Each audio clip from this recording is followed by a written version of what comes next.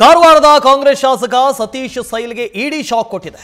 ದಾಳಿಯ ಸಂದರ್ಭದಲ್ಲಿ 14.13 ಕೋಟಿ ಮೌಲ್ಯದ ಚಿನ್ನಾಭರಣ ಸೀಸ್ ಮಾಡಲಾಗಿದೆ. 1.68 ಕೋಟಿ ನಗದು ಸಿಕ್ಕಿದೆ. 6.75 ಕೆಜಿ ಚಿನ್ನವನ್ನು ಜಪ್ತಿ ಮಾಡಿದ್ದಾರೆ. ಅದರ ಮೌಲ್ಯ ಬಂದು 14.13 ಕೋಟಿ ಆಗುತ್ತೆ. ಅಕ್ರಮ ಅದಿರು ಸಾಗಾಟ ಕೇಸ್ನಲ್ಲಿ ದಾಳಿ ಮಾಡಿದ್ದಾರೆ. ಆಗಸ್ಟ್ 13 ಮತ್ತು 14ರಂದು ಇಡಿ ಅಧಿಕಾರಿಗಳು ದಾಳಿ ಮಾಡಿದರು. ಕಾರವಾರ, ಗೋವಾ, ಮುಂಬೈ, ದೆಹಲಿಯಲ್ಲಿ ಇಡಿ ದಾಳಿಯಾಗಿತ್ತು. ದಾಳಿಯ ಸಂದರ್ಭದಲ್ಲಿ ಅಪಾರ ಪ್ರಮಾಣದ ನಗದು ಚಿನ್ನಾಭರಣವನ್ನು ಸೀಸ್ ಮಾಡಿದ್ದಾರೆ. ಇಡಿ ದಾಳಿಯ ಹಿನ್ನೆಲೆಯಲ್ಲಿ ಈ ರೇಡ್ ಆಗಿರೋದು. ಅಪಾರ ಪ್ರಮಾಣದಲ್ಲಿ ನಗದು ಚಿನ್ನಾಭರಣ ಪತ್ತೆಯಾಗಿದೆ. ನಗದೇ ಸರಿಸುಮಾರು 1.5 ಕೋಟಿಯಷ್ಟಿತ್ತಂತೆ. ಇನ್ನು ಚಿನ್ನ 6.5 ಕೆಜಿ ಅಂದರೆ 14 ಕೋಟಿ ಮೌಲ್ಯದ ಚಿನ್ನಾಭರಣ. ಇನ್ನು ಯಾವೆಲ್ಲ ಬಿಸ್ನೆಸ್ಗಳಿದ್ವು ಅದರ ಬಗ್ಗೆಯೂ ಕೂಡ ದಾಖಲೆ ಸಿಕ್ಕಿರುವಂಥ ಸಾಧ್ಯತೆ ಇದೆ. ಇಡಿ ಈ ಹಣವನ್ನು ಬೇರೆ ಬೇರೆ ರೀತಿಯಲ್ಲಿ ವಿಂಗಡಣೆ ಮಾಡುತ್ತೆ. ವೈಟ್ ಮನಿ, ಬ್ಲ್ಯಾಕ್ ಮನಿ, ಪಿಂಕ್ ಮನಿ, ರೆಡ್ ಮನಿ ಅಂತ. ವೈಟ್ ಮನಿ ಅಂದರೆ ತೆರಿಗೆ ಕಟ್ಟಿ ಎಲ್ಲವೂ ನ್ಯಾಯಸಮ್ಮತವಾಗಿದ್ದರೆ, ಕಾನೂನುಬದ್ಧವಾಗಿದ್ದರೆ ಅದು ವೈಟ್ ಮನಿ. ಬ್ಲ್ಯಾಕ್ ಮನಿ ಅಂದರೆ ತೆರಿಗೆಯನ್ನು ವಂಚನೆ ಮಾಡಿದ್ದಿದ್ರೆ ಬ್ಲ್ಯಾಕ್ ಮನಿ, ಇದು ಬ್ಲ್ಯಾಕ್ ಮನಿ. ಪಿಂಕ್ ಮನಿ ಅಂದರೆ ಡ್ರಗ್ಸನ್ನು ಮಾರಾಟ ಮಾಡಿ ಅದರಿಂದ ಮಾಡ್ತಾರಲ್ಲ, ಅದು ಪಿಂಕ್ ಮನಿ. ರೆಡ್ ಮನಿ ಅಂದರೆ ಕ್ರೈಮ್ನಿಂದ ಬಂದಂಥ ಹಣ, ಕ್ರಿಮಿನಲ್ ಆಕ್ಟಿವಿಟಿಯಿಂದ ಬಂದಂಥ ಹಣ, ರೆಡ್ ಮನಿ ಅಂತ. ಇದೀಗ ಬ್ಲ್ಯಾಕ್ ಮನಿ ಗೊತ್ತಿಲ್ಲ ಇನ್ನು ಬ್ಲ್ಯಾಕ್ ಮನಿ ಹೌದೋ ಅಲ್ವೋ ಅಂತ. ಇದು ಸಿಕ್ಕಿರೋದು ಮಾತ್ರ. ಇದಕ್ಕೆ ದಾಖಲೆಗಳನ್ನು ಕೊಟ್ಟರೆ ಇಲ್ಲಿಂದ ಮೂಲಗಳಿಂದ ಬಂದಿದೆ ನನಗೆ ಅಂತ ಹೇಳಿದ್ರೆ ಅದು ಆಮೇಲೆ ವೈಟ್ ಮನಿ ಆಗುತ್ತೆ. ಸಂದೇಶ್ ಇದ್ರ ಬಗ್ಗೆ ಡೀಟೇಲ್ಸ್ ಅನ್ನು ಕೊಡ್ತಾ ಹೋಗ್ತಾರೆ. ನ್ಯೂಸ್ ಡೆಸ್ಕ್ನಿಂದ ಲೈವ್ನಲ್ಲಿದ್ದಾರೆ ಸಂದೇಶ್. ಸತೀಶ್ ಸೈಲ್ ಇವ್ರ ಮೇಲೆ ಈಗ ದಾಳಿ ಆಗಿರೋದು, ಇಡಿ ದಾಳಿ ಮಾಡಿದೆ. ಸದ್ಯ ಇಷ್ಟೆಲ್ಲ ಸಿಕ್ಕಿದೆ ಅನ್ನೋದು ಗೊತ್ತಾಗಿದೆ ಮಾಹಿತಿ. ಇಡೀ ಕೇಸ್ನ ಹಿನ್ನೆಲೆಯನ್ನು ಒಮ್ಮೆ ಹೇಳಿ. ಜೊತೆಗೆ ಇದು ಒಂದಷ್ಟು ರಾಜಕೀಯ ಕಾರಣಕ್ಕೂ ಕೂಡ ದ್ವೇಷ ಇದೆಯಾ ಅನ್ನುವ ಡೌಟ್ ಕೂಡ ಹುಟ್ಟು ಹಾಕಿದೆ.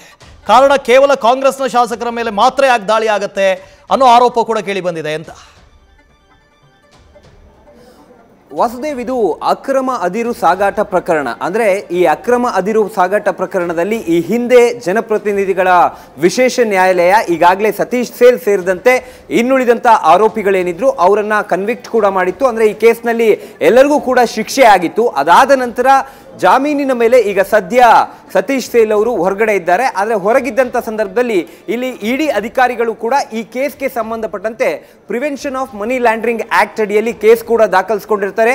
ಆ ಒಂದು ಆಕ್ಟ್ ನ ಅಡಿಯಲ್ಲೇ 13 ಹಾಗೆ 14ನೇ ತಾರೀಕು ಅಂದ್ರೆ ಇದೇ ತಿಂಗಳ 13 ಹಾಗೆ 14ನೇ ತಾರೀಕು ಒಂದು ದಾಳಿಯನ್ನ ಮಾಡ್ತಾರೆ. ಅಂದ್ರೆ ಕಾರವಾರ, ಗೋವಾ, ಮುಂಬೈ ಹಾಗೆ ನ್ಯೂ ಡೆಲ್ಲಿಯಲ್ಲಿ ಒಂದು ದಾಳಿಯನ್ನ ಮಾಡ್ತಾರೆ. ದಾಳಿ ಮಾಡಿದಂಥ ಸಂದರ್ಭದಲ್ಲಿ ಸಾಕಷ್ಟು ದಾಖಲಾತಿಗಳು, ಅಂದ್ರೆ ಈ ಒಂದು ಪ್ರಕರಣದಲ್ಲಿ ಮನಿ ಲಾಂಡ್ರಿಂಗ್ ಆಗಿದೆ ಅನ್ನೋ ಒಂದು ಆರೋಪ ಏನಿತ್ತು, ಅಥವಾ ಹಣ ಹರಿದಾಡಿದೆ ಅನ್ನೋ ಒಂದು ಆರೋಪ ಏನಿತ್ತು, ಆ ಆರೋಪಕ್ಕೆ ಸಂಬಂಧಪಟ್ಟಂತೆ ಒಂದು ದಾಳಿಯನ್ನ ಮಾಡ್ತಾರೆ. ಆ ದಾಳಿ ಸಂದರ್ಭದಲ್ಲಿ ಈಗ ಸದ್ಯ ಓವರಾಲ್ 14.13 ಕೋಟಿ ಮೌಲ್ಯದ ಚಿನ್ನಾಭರಣ ಹಾಗೆ ನಗದು ಪತ್ತೆಯಾಗಿರುವಂಥದ್ದು. ಅಂದರೆ ಇದರಲ್ಲಿ ಒಟ್ಟು ನಗದು ಬಂದು 1.68 ಕೋಟಿ ನಗದು ಪತ್ತೆಯಾದರೆ ಚಿನ್ನಾಭರಣ 6.75 ಕೆಜಿ ಮೌಲ್ಯದ ಚಿನ್ನಾಭರಣ ಕೂಡ ಪತ್ತೆಯಾಗಿದೆ. ಇದರ ಜೊತೆಯಲ್ಲಿ ಇಮೇಲ್ನಲ್ಲೂ ಕೂಡ, ಅಂದರೆ ಮೇಲ್ನಲ್ಲೂ ಕೂಡ ಸಾಕಷ್ಟು ಮಹತ್ವದ ದಾಖಲಾತಿಗಳು, ಅಂದರೆ ಈ ಒಂದು ಟ್ರಾನ್ಸಾಕ್ಷನ್ ಕುರಿತಂತೆ ಅಥವಾ ಮನಿ ಲಾಂಡ್ರಿಂಗ್ ಆಗಿರೋದಕ್ಕೆ ಸಂಬಂಧಪಟ್ಟಂತೆ ಸಾಕಷ್ಟು ದಾಖಲಾತಿಗಳು ಕೂಡ ಮೇಲ್ನಲ್ಲೂ ಕೂಡ ಪತ್ತೆಯಾಗಿದೆ. ಅಟ್ ದ ಸೇಮ್ ಟೈಮ್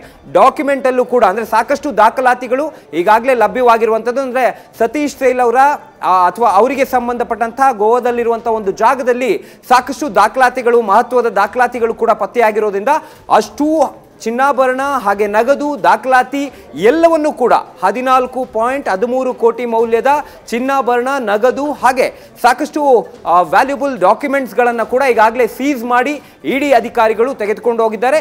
ಈ ಒಂದು ಮಾಹಿತಿಯನ್ನ ಇಡಿ ಅಧಿಕಾರಿಗಳು ಅಧಿಕೃತವಾಗಿ ಈಗಾಗಲೇ ಹಂಚಿಕೊಂಡಿರುವಂಥದ್ದು. Vasudev, okay, thank you Sandesh. News first, ನಿರ್ಭೀತಿಯಿಂದ ನಿಮ್ಮ ಪರವಾಗಿ.